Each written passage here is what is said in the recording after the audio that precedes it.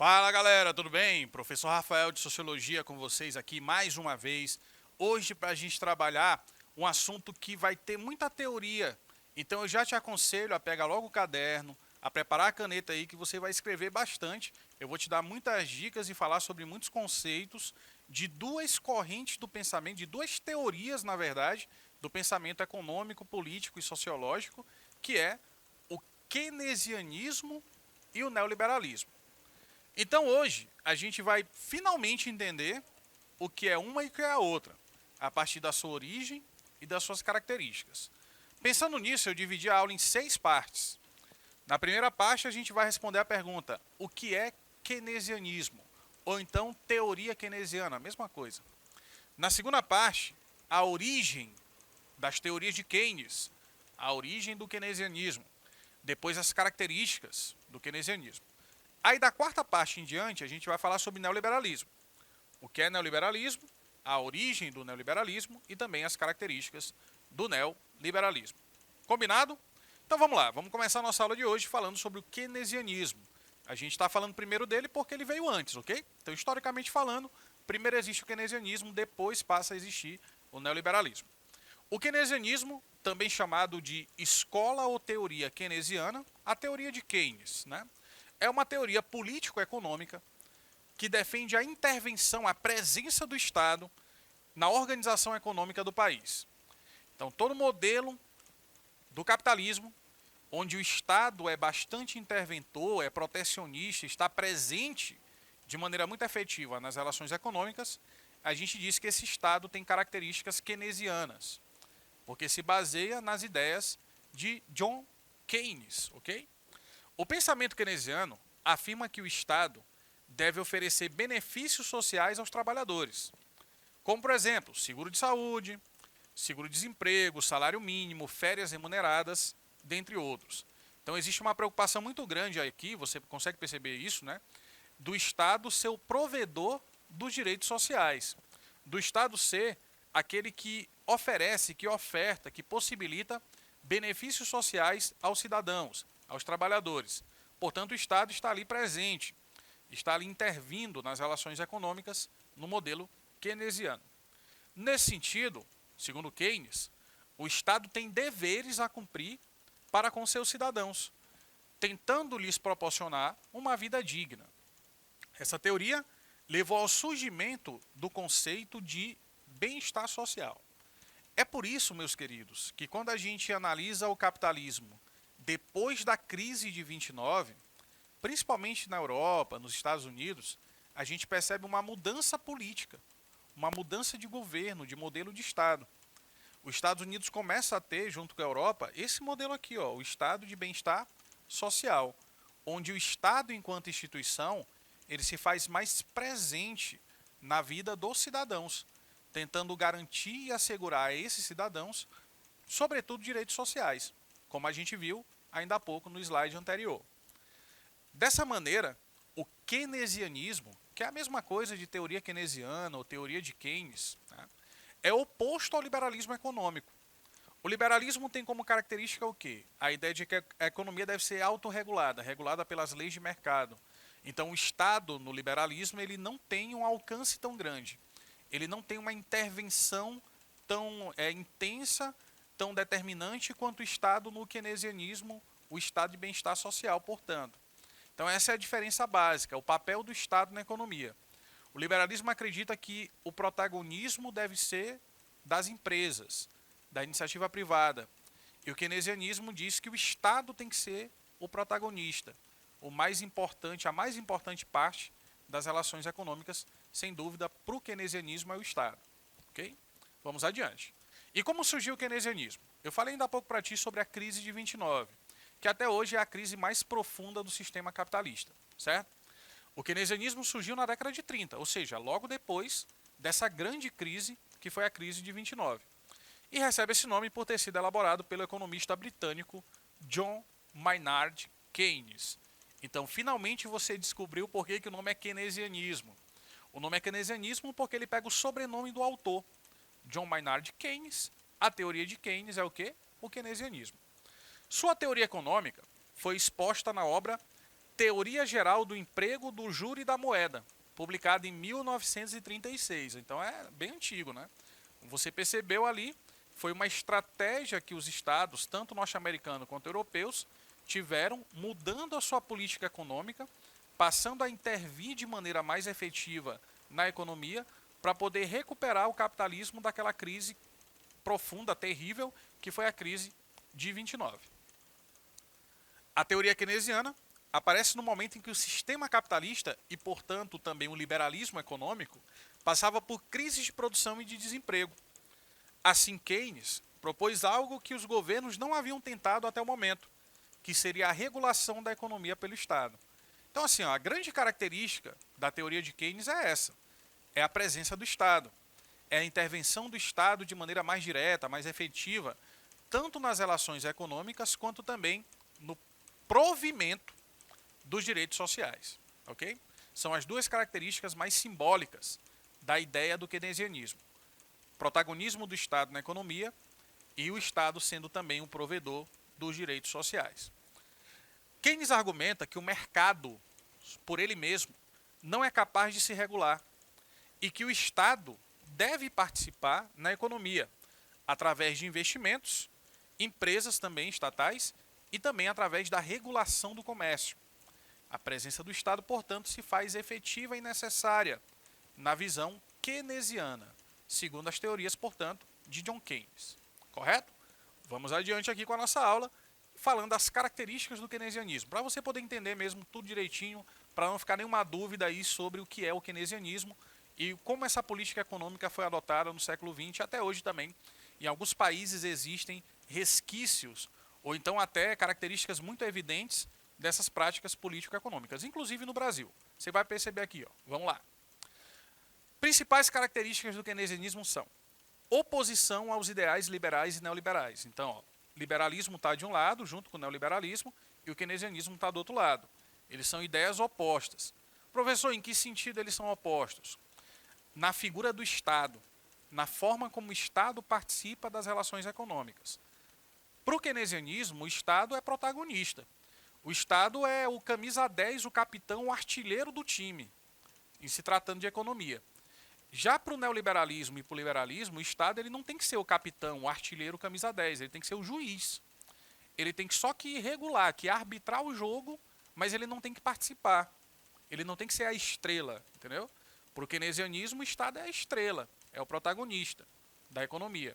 Já para o liberalismo, para o neoliberalismo, ele está só fiscalizando.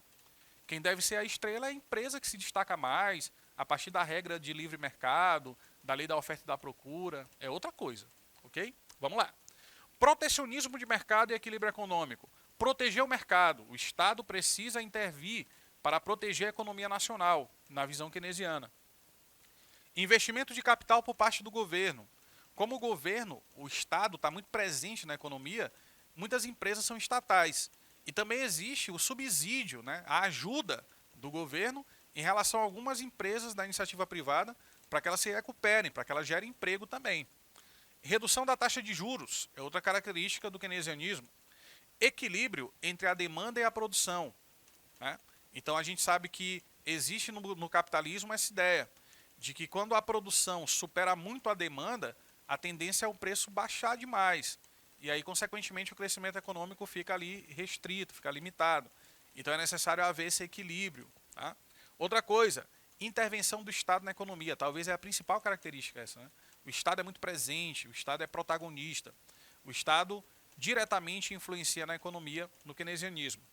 Garantia de pleno emprego, tanto no setor público quanto no setor privado. Por isso que existe a ajuda do governo para as empresas, para que elas voltem a se reestruturar, voltem a criar empregos, né, e resolva o problema ali que foi gerado pela crise de 29, que se acentuou na crise de 29, que era o desemprego muito grande. As altas taxas de desemprego nos países do Ocidente, nos países capitalistas, acabou sendo um problema muito grande que precisava ser resolvido rapidamente.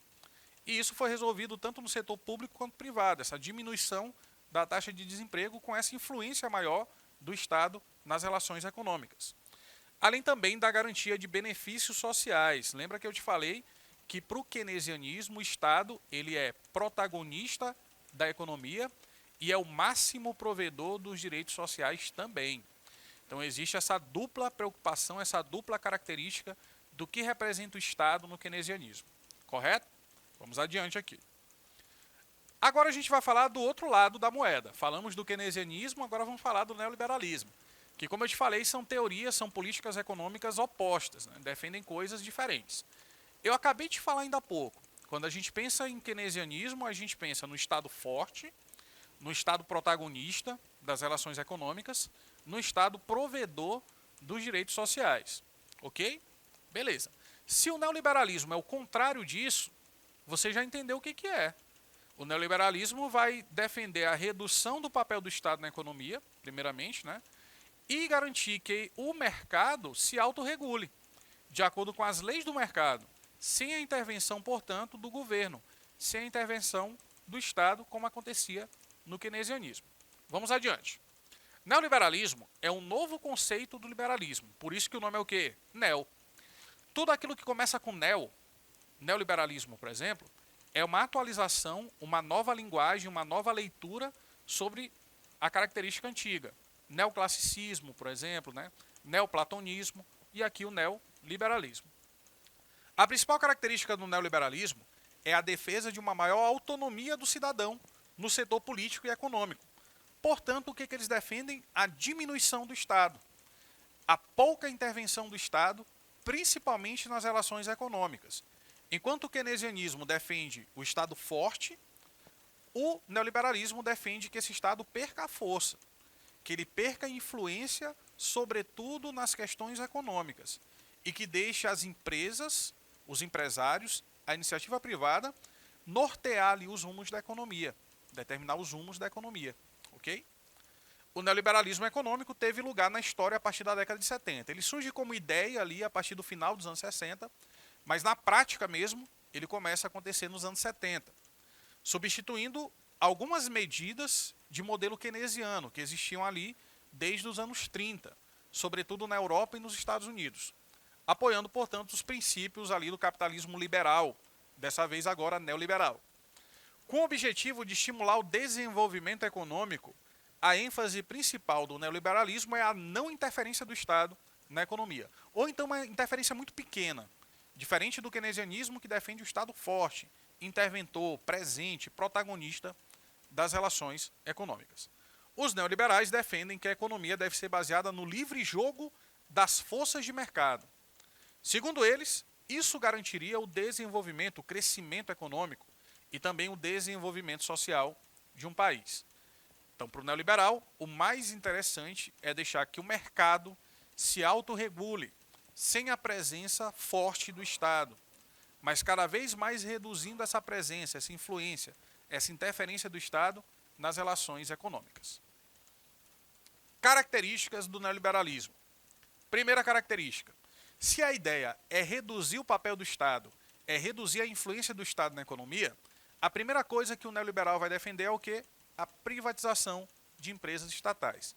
Quando você privatiza uma empresa, você tira essa empresa da administração pública do Estado e transfere esse setor, essa empresa, né, o serviço que essa empresa presta, na verdade, para a iniciativa privada. Então, toda vez que privatiza alguma coisa, significa isso. Antigamente existia uma empresa pública que cuidava desse setor e agora esse setor, exemplo, a telefonia no Brasil. Ela foi privatizada nos anos 90. Então, hoje em dia, a gente tem uma série ali de companhias, né, telefônicas, Vivo, Oi, TIM, Claro, várias aí, que disputam o mercado, né, disputam ali os clientes. Antigamente não tinha isso, era administração pública. Aqui no Maranhão tinha a Telma, né, que era um órgão público. E aí quando privatizou, deixou de ser público, passou a ser o quê? Privado. Então as empresas passam a prestar o serviço. Tá? Então o neoliberalismo defende a privatização. Defende também a livre circulação de capitais internacionais. A liberdade de mercado, a liberdade ampla, né, de circulação de capital, de investimento, daí por diante. A abertura econômica para a entrada de empresas multinacionais. Então, o crescimento das multinacionais, a partir da segunda metade do século XX, se deu muito em conta dessa característica do neoliberalismo, da abertura de mercado, inclusive também dessa facilitação para as empresas multinacionais, ou transnacionais também, se fixarem ali, sobretudo em países em desenvolvimento, como o Brasil, por exemplo. A adoção de medidas contra o protecionismo econômico. A ideia não é reduzir o papel do Estado? Então também tem que liberar aí aquilo que antes era protegido pelo Estado, né? Então reduzir esse protecionismo para que realmente tenha validade as regras de mercado, tenha validade no jogo a lei da oferta e da procura, a livre concorrência, a livre iniciativa. E, por último, a redução de impostos e de tributos cobrados de maneira indiscriminada. A redução das tarifas, a redução tributária, a redução de impostos, ela faz sentido porque, como o Estado vai perder o protagonismo e vai também não ter tanta, entre aspas, responsabilidade social, não vai ser mais o máximo provedor do emprego, do trabalho, dos direitos sociais, isso vai ficar a cargo mais da iniciativa privada. Então significa dizer que a cobrança de tarifas ela não faz sentido ser tão alta. É preciso reduzir, porque o papel do Estado é reduzido, porque a influência do Estado é menor. Então, consequentemente, a redução de impostos seria uma coisa natural se isso acontecesse. Se essa interferência, se essa influência reduzisse também, reduziria a carga tributária na visão do neoliberalismo. Como vimos na aula de hoje, a gente aprendeu muita coisa sobre essas duas grandes teorias político-econômicas, que é o keynesianismo e o neoliberalismo.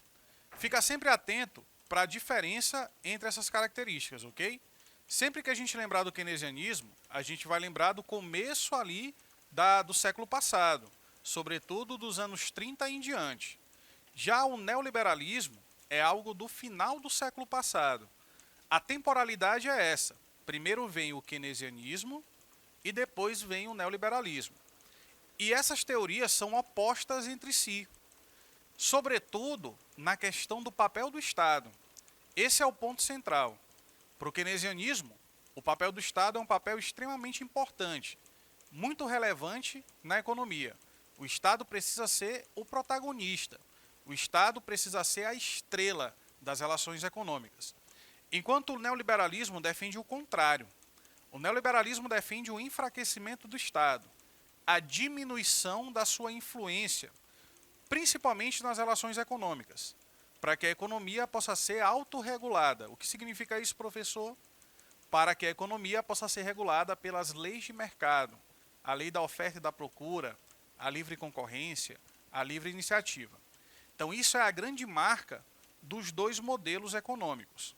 Eles também foram influentes em momentos diferentes, politicamente falando. O welfare state, o estado de bem-estar social, em português, estado de bem-estar social, que é uma característica do Estado dos anos 30 em diante, ele tem como grande fundamento econômico o keynesianismo. Então vamos lá. A política econômica keynesiana influencia a estrutura política do estado de bem-estar social. E isso foi fundamental, sabe para quê? Para a recuperação da economia capitalista. O capitalismo, no final da década de 20, em 29, passou por uma grande crise, chamada de crise de 29. E essa crise só foi possível de ser contornada, só foi possível dar credibilidade de novo ao capitalismo a partir da adoção das medidas político-econômicas do keynesianismo, da teoria de Keynes. Enquanto o neoliberalismo já é de uma outra fase do capitalismo, já é da fase do pós-Segunda Guerra Mundial em diante, anos 60, principalmente nos anos 70. Na prática, os Estados Unidos e a Inglaterra foram protagonistas do neoliberalismo. Então, os governos norte-americano e inglês, lá nos anos 70, foram os primeiros governos a adotarem práticas que os neoliberais defendiam, como, por exemplo, a redução do papel do Estado na economia, a valorização das empresas e da livre iniciativa, portanto, né, do setor privado nas relações econômicas, a lei da oferta e da procura também, e essa ideia da autorregulação de mercado, sem a presença forte e intensa do Estado na economia, mas deixando com que a economia se autorregulasse segundo as suas próprias leis de mercado. Essa é a grande diferença entre esses dois modelos político-econômicos. Espero que ela tenha sido aí, ficado clara para vocês, tenha sido bem explicada e que vocês de fato tenham compreendido. Lembre-se que essa ideia, essas teorias, elas são muito importantes e também costumam muito cair em provas de concurso e vestibular. Por isso, ficar sempre atento, beleza? E com isso a gente encerra aqui mais uma aula de sociologia, repassando por tudo aquilo que a gente viu, eu comentei para vocês, até chegar na nossa conclusão. Muito obrigado pela atenção, Eu vou ficando por aqui e até a próxima aula. Tchau, tchau.